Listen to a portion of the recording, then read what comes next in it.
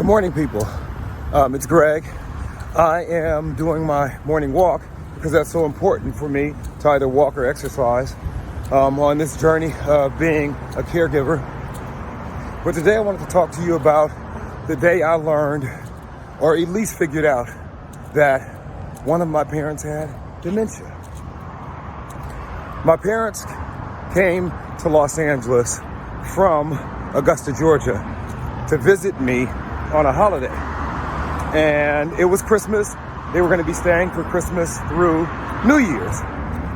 And I was so excited to see them because it had been over 5 years since Mom and Dad had been in Los Angeles. They retired about 10 to 12 years prior to that and moved to Georgia. And so I was excited to have them on my turf.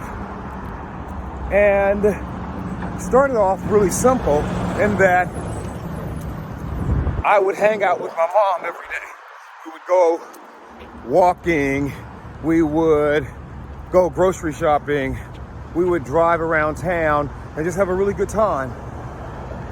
But I started noticing Mom kept asking me similar questions.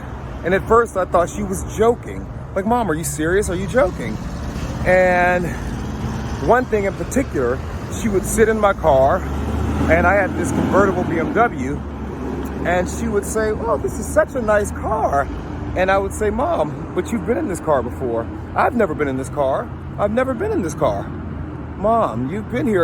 Are you joking? Are you being funny?" I thought my mom was joking because she always had a really great sense of humor. Well, make a long story short, it happened the entire 17 days they were visiting. And it started to really cause some pause. And I was literally terrified, thinking something is wrong with my mother and she doesn't know it. Those were the beginning steps. And so, people, when you have a loved one and you notice that something seems off, chances are you may be right. What I did in my initial steps, I'm going to share with you in my next visit to find out and really get a diagnosis of whether or not there was a problem.